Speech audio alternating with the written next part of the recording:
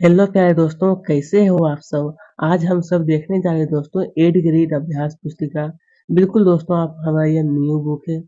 जैसा कि यहाँ पर कहा है कि क्लास 7 ये हमारा इंग्लिश के लिए हो गया बुक, जिसमें हमारा लेसन नंबर 11, जिसका नाम यहाँ पर दिया है लोहरी। क्या है लोहरी जो होता है जो दोस्तों, वो एक पर्व होता है, फेस्टिवल जिसको हम लोग इंग्लिश में कहते हैं। तो इसका संपूर्ण उत्तर आपको इस वीडियो में बताया जाएगा, लेसन नंबर 11 का। और आपको दोस्तों मैं बताता हूँ, ये पीडीएफ के द्वारा बताया जाएगा, बिल्कुल नई बुक का पीडीएफ है, ठीक है। तो दोस्तों ये जो आप देख रहे हैं बिल्कुल अच्छी तरह का पीडीएफ है, नई बुक है।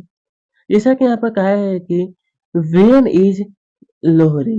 ये जो लोहरी जो दिया है दोस्तों, आखिर क्या है, एक प्रकार का यह पर्व होता है, ठीक है, पर्व है। तो जैसे यहाँ पर कहा गया है हमसे सेलिब्रेटेड, यानी कि कहा गया है कि लोहरी कब मनाई जाती है। तो यहाँ पर ऑप्शन दिया है कि in the month of January, in the month of February, in the month of March, in the month of December. इसका राइट आंसर हो जाएगा in the month of January, या जनवरी के महीनों में मनाया जाता है। क्वेश्चन नंबर 2 में देखिए यहाँ पर कहा गया आखिरकार हमसे, बिल्कुल अच्छी तरह से आप नोट कर लीजिए दोस्तों यहाँ पे पीडीएफ के माध्यम से। जैसा कि यहाँ पर कहा कि वी शुड एक्चुअली वर्न, यानी इसमें कहा गया है कि हमें हमें वास्तव में जलना चाहिए। किससे? लव। यहाँ पे हार्टेड, तो यही हो जाए दोस्तों इसका सही उत्तर। हार्टेड से क्या करना चाहिए, हमें हमें जलना चाहिए, मतलब नफरत से क्या करना चाहिए, जलना। चलिए, अभी which is the oldest fair in India, यानी इसमें कहा गया हमसे कि भारत का सबसे पुराना मेला, भारत का सबसे पुराना मेला कौन है। फेयर का मतलब होता है दोस्तों मेला। तो इस भारत का सबसे पुराना मेला कौन है। तो यहाँ पर 4 ऑप्शन दिया गया है, तो इसमें आपको क्या करना है दोस्तों, टिक लगाना है सोनपुर केटल फेयर। डी में टिक लगाना है, सोनपुर केटल फेयर ये सबसे पुराना भारत का मेला है, ठीक है। डी में आपको टिक लगाना है। यहाँ पर इसमें 4 ऑप्शन दिया गया है ना। चलिए, अब देखिए फाइंड द रेमिंग। दोस्तों ये ला आपको अच्छी तरह से नोट कर लीजिएगा, क्वेश्चन नंबर 3 का उत्तर हो गया ये हमारा डी नंबर, ठीक है, Sonpur kettle fair. Find the रेमिंग word for blame. ये जो ब्लेम शब्द दिया है, ब्लेम, तो कहा है इसका रेमिंग, रेमिंग का मतलब होता है तुकान, तो ब्लेम का हो जाएगा हमारा ये क्लेम, ब्लेम का क्लेम। ए में आपको टिक लगाना है, कितना, ए में। चलिए, find find the similar word for the word विस्डोम।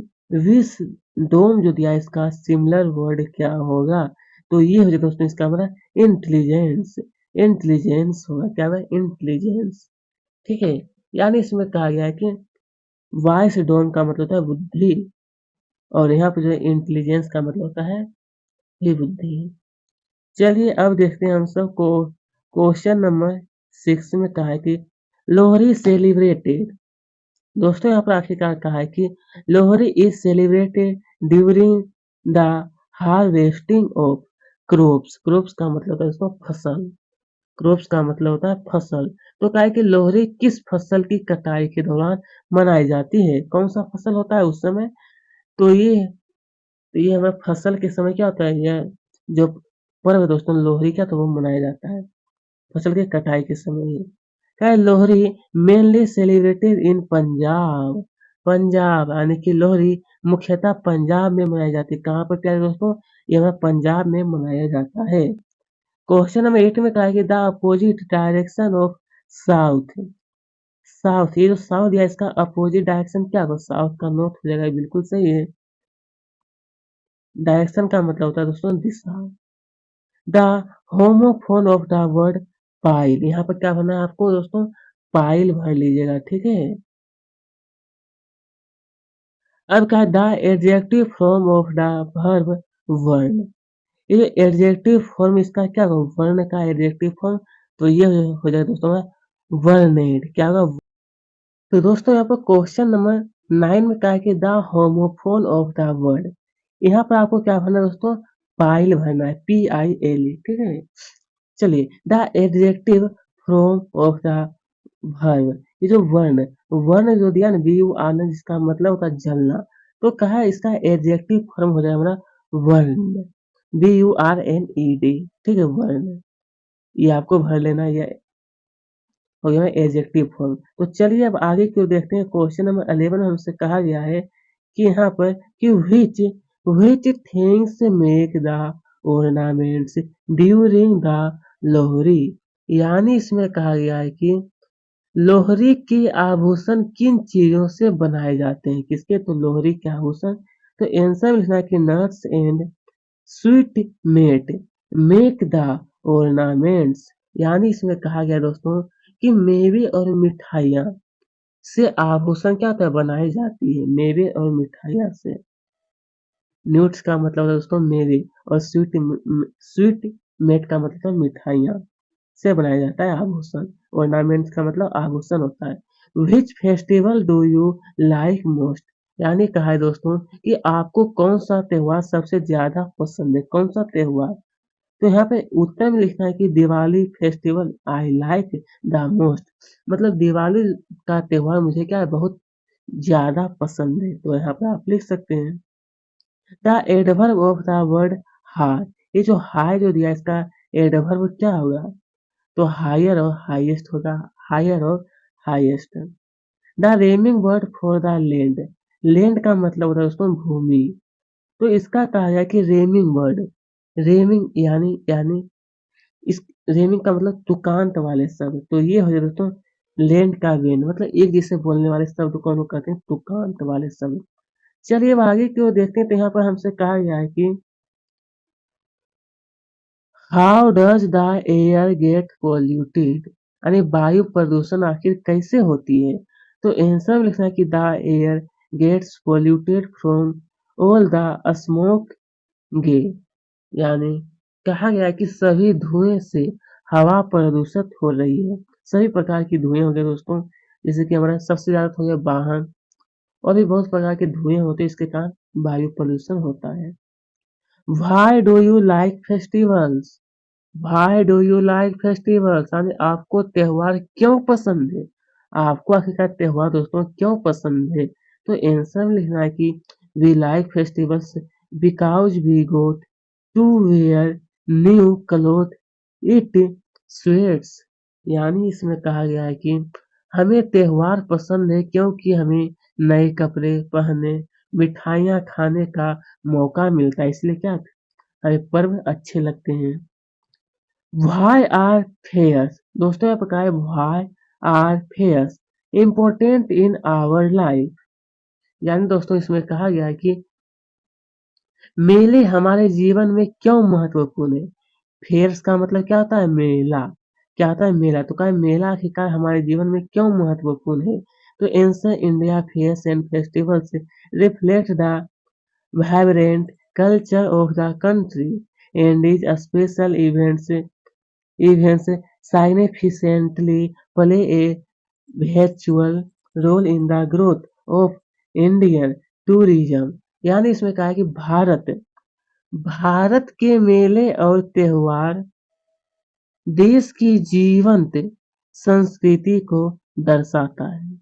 फिर आगे और ये विशेष आयोजन भारतीय पर्यटन के विकास में महत्वपूर्ण भूमिका भी निभाता है। इसलिए हमारे जीवन में थोड़ा मेले भी अच्छे होता है। अभी he said I am your well wisher. इसको आपको कहा है कि चेंज द नरेशन में आपको बदलना है। तो लिखना है he said that I am your well wisher. इसका हिंदी होता है दोस्तों हमारा कि उन्होंने कहा कि मैं तुम्हारा कुआं चाह। ठीक है, इसका हिंदी यही होता है। चलिए अब आगे देखते हैं। हमसे यहाँ पर देखिए क्या है लॉन्ग क्वेश्चन है। क्या है रीड द पैसेज केयरफुली। ये जो पैसेज है इसको क्या है ध्यान पूर्वक पढ़ने के लिए। Vishnu is 13 she wears a loose three-piece dress ghagra and odhni she is bold but a character box she has two plates hanging on both the sides। तो इसी के अनुसार कुछ आपको क्वेश्चन है उसका आंसर बताना है कि how old is Vishnu. How old is Vishnu मतलब विष्णु की आयु कितनी है। ये विष्णु इसकी आयु कितनी है। विष्णु इज 13 ईयर्स ओल्ड, कितना 13 साल का है। हाउ इज, हाउ ने ये हु है, ठीक है, WHO who is called chatter box, chatter box, यानी इसमें कहा गया हमसे कि चैटर बॉक्स किसे कहा जाता है। चैटर बॉक्स तो आंसर लिखना है। Vishnu is called chatter box, यानी विष्णु को हम लोग क्या कहते हैं, चैटर बॉक्स कहा जाता है।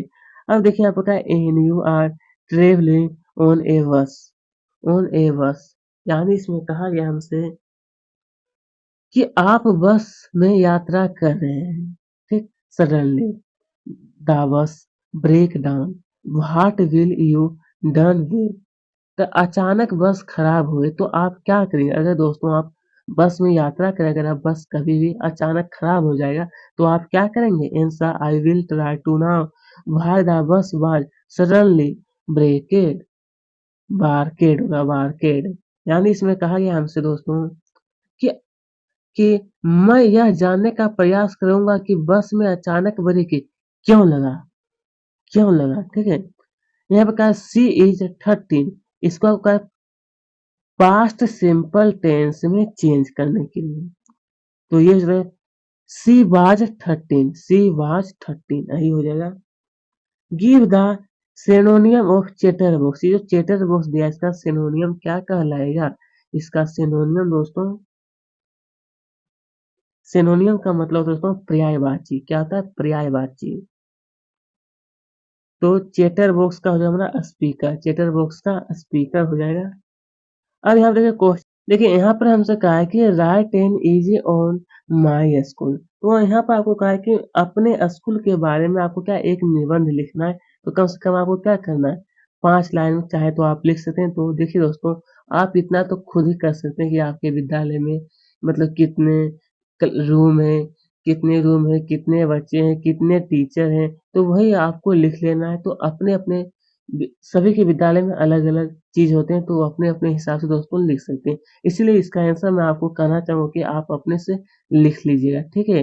तो ठीक है दोस्तों, आप सबका बहुत-बहुत धन्यवाद, और फिर हम लोग अब नेक्स्ट वीडियो के साथ मिलेंगे। धन्यवाद आप सबका। अगर अभी तक हमारे चैनल को सब्सक्राइब नहीं किए, ज़रूर कर लीजिएगा और वीडियो को भी लाइक